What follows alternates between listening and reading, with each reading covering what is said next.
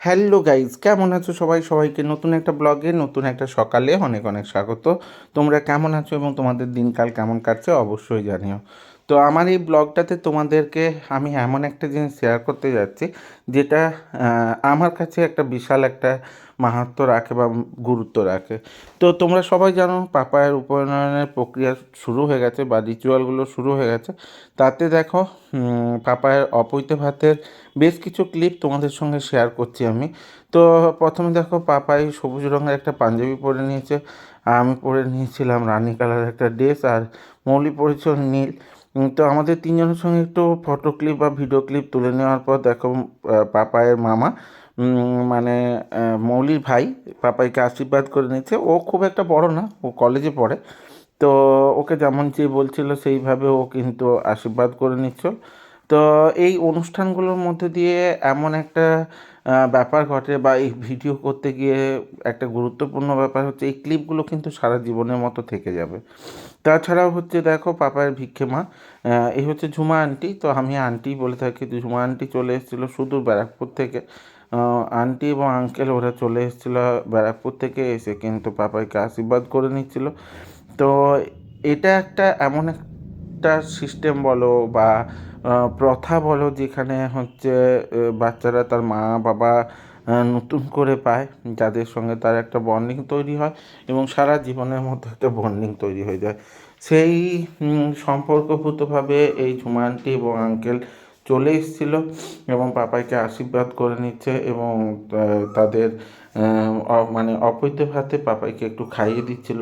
এটাও একটা গুরুত্বপূর্ণ ভূমিকা বলতে পারো।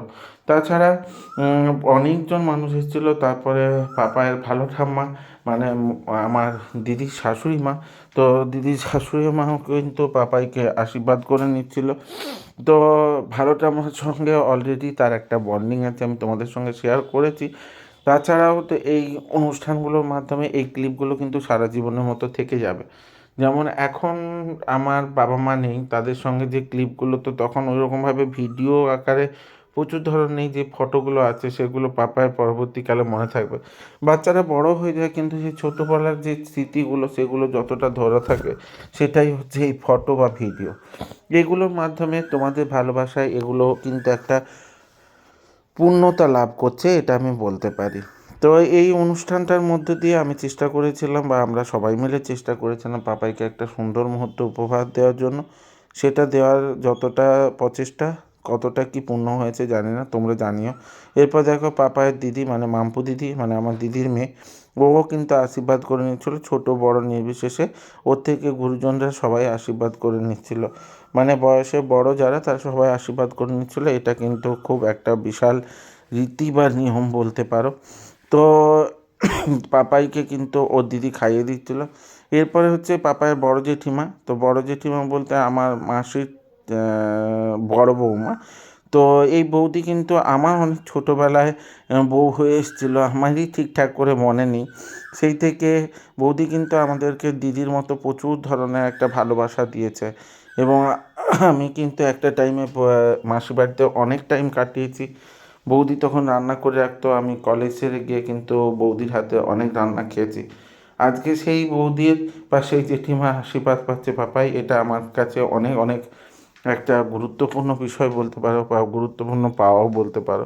পাপাই এগুলো দেখবে পরবর্তীকালে বড় হওয়ার পর, দেখে মনে করবে যে এরা সবাই মিলে আমাকে কত কত আশীর্বাদ দিয়ে দিয়েছিল বা ভালোবাসা দিয়েছিল।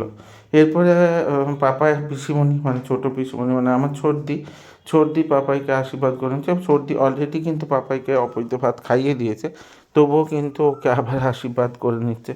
তো সেই আমাদের রাজা বেটা মানে ছোট্ট পাপাই আজ বড় হয়ে গেছে, তার কিন্তু অপৈতে ভাত হচ্ছে, মানে উপনয়নের রিচুয়াল শুরু হচ্ছে।